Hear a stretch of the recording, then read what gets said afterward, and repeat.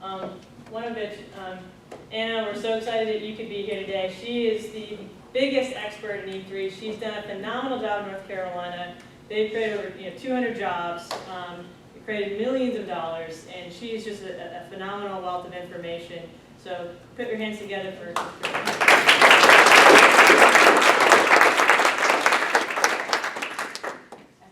Thank you. What a great introduction. Thank you. Well, as I mentioned when I introduced myself earlier, just so excited to be a part of today and to be a part of the launching pad for Value NOLA and for the E3 effort here in Louisiana. As Liz has mentioned, I provide leadership to E3 in North Carolina, and North Carolina was one of the first states to adopt the E3 framework, and we are one of the largest E3 efforts across the country. But just to kind of step back a little bit and look a little at the national scale, E3 is a national effort, and it's got a fairly simple mission, and that is to strengthen manufacturing in the United States. And it specifically targets those small to medium-sized manufacturers.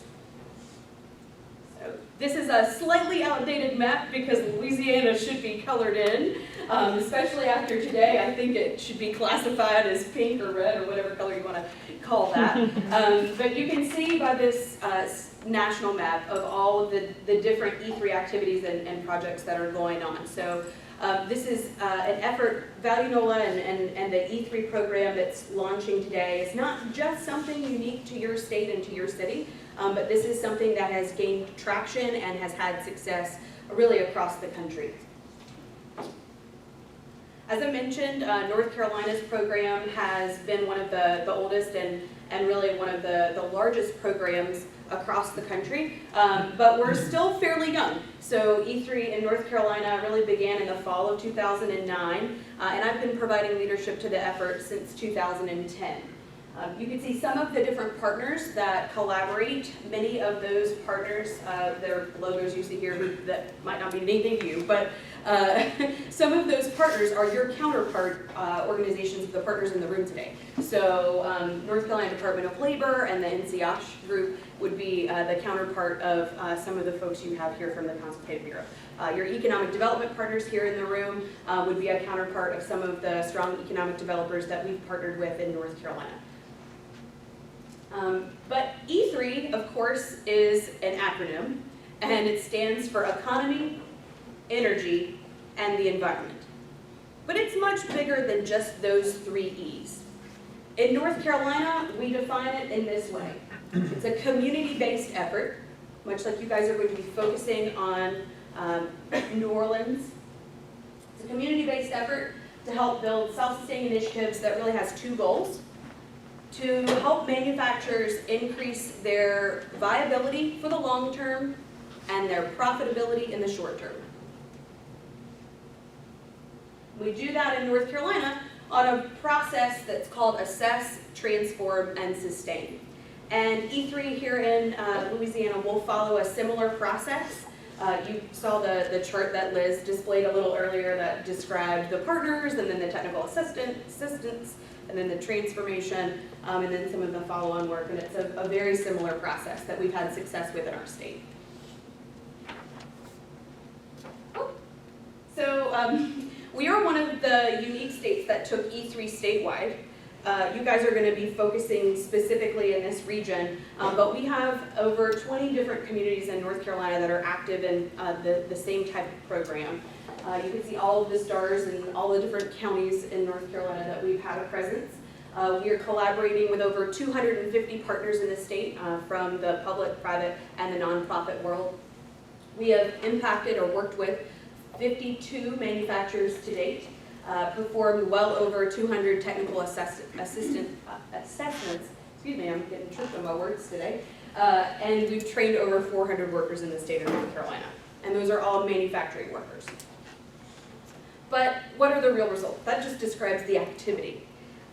In North Carolina, over the course of the last several years, we have been able to third-party survey 45% of the manufacturers that have participated in the program to date, and 45% of those manufacturers have reported the creation of 190 jobs for North Carolina, and have also collectively realized over $15 million in savings off their bottom line.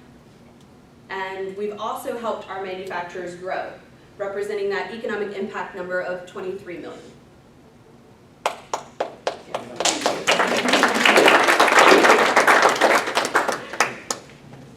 And so I thought I'd take a minute and share with you a kind of snapshot or a couple of case studies of what real manufacturers in North Carolina have realized. So the city of Monroe, or Union County, it's just south of Charlotte, North Carolina. That's one of our strongest E3 communities in the state, and their economic developer at the county level is spearheading that effort alongside many of the other partners. And two of the first manufacturers in that community that we selected to work with were Besom Asa Abloy and Charlotte Pipe. How many of you have walked through the doors at Target? All right, so you know Besom's product. Besom makes the entrance solutions, the doors, that Target puts in all of their stores. They employ around 100 folks in Monroe, and they went through the E3 process, getting access to the different partners and the different technical service providers. They were highlighted which areas of their operations they could improve. They then took that advice to heart, worked with their own staff to implement many improvement projects, pulled those partners in where they needed them, and really transformed their operation. So within 9 months of finishing the assessment process, Besom had some really great things to share. Their plant manager stood up next to me at our state energy conference that year and shared that of the 108 opportunities for improvement that were identified through the technical assessments, 88 of them had been completed and 15 of them were in process.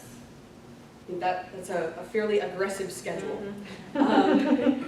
They had already realized $250,000 in savings that they could calculate fairly conservatively. They also hit record production numbers month after month after month, as well as realizing fewer injuries from their staff. They had measurably improved worker satisfaction, and they also were becoming more engaged with their community. So that's just, they're one of my favorite clients. I'm not supposed to have favorite clients, but they're one of my favorite clients. So that's Besom's story, and they are still going strong in Monroe and still implementing a lot of those continuous improvement or process improvement opportunities. The other manufacturer that we worked with in the beginnings of our E3 Monroe work was Charlotte Pipe. So how many of you have seen or touched PVC pipe? Okay, so like pretty common thing in our everyday life. Charlotte Pipe Charlotte Pipe and Foundry have many different locations in North Carolina, but one of their factories is in Monroe. They employ in that facility around 450, so a little bit different industry, different profile, different size, a whole different level of sophistication, and a completely different profile in terms of their process and their machinery. Charlotte Pipe went through the same technical assistance services and worked with the exact same partners that Besom did. They were able to adopt some new lean methodologies through that engagement. They also were able to report fairly quickly the savings of $85,000 on just one of their processes. They realized some significant savings in their compressed air. They were able to identify some wastewater solutions with the city in partnership with their economic development. They also had their EHS manager certified and trained for the first time. Certified for the first time, he had been trained, but he reached a different level of designation, which helps his ability to advance within the company. We also helped them significantly reduce both their hazardous as well as solid waste. And then Charlotte Pipe also went from 12 reportable injuries the year prior to E3 to 1 reportable injury the year post-assessments. So by implementing the improvement projects that were the results of the E3 engagement, they significantly reduced the number of injuries that their staff had realized, but also you can imagine the effect that that had on the morale, as well as some of their workers' comp. So you'll note that I'm not sharing more specific numbers for Charlotte Pipe, and that is for good reason.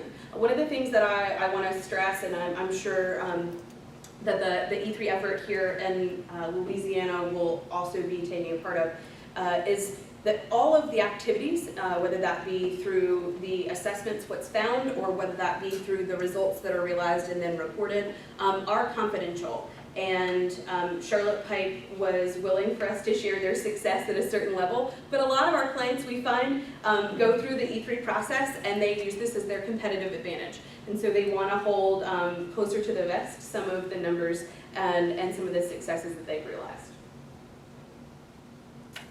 So kind of in closing, and I hope that I'll field some questions from you, whether now or at the end of our speaking agenda today. So kind of in closing, you know, E3 in North Carolina has been a tremendous success. We still are bringing in clients. I just signed a new client yesterday. And our momentum after 4 years is still very strong. But at the local level, and I hope this is something that you'll begin to realize after your first year of activity, is that this is really an economic development tool to strengthen the manufacturing base in your community. And you as manufacturers in the room or partners in the room, you know, I really hope that you'll use this as an opportunity to become more engaged with each other. And then hopefully you'll be able to access those partners and resources well beyond just participating in some of the technical assistance opportunities. Thank you so much.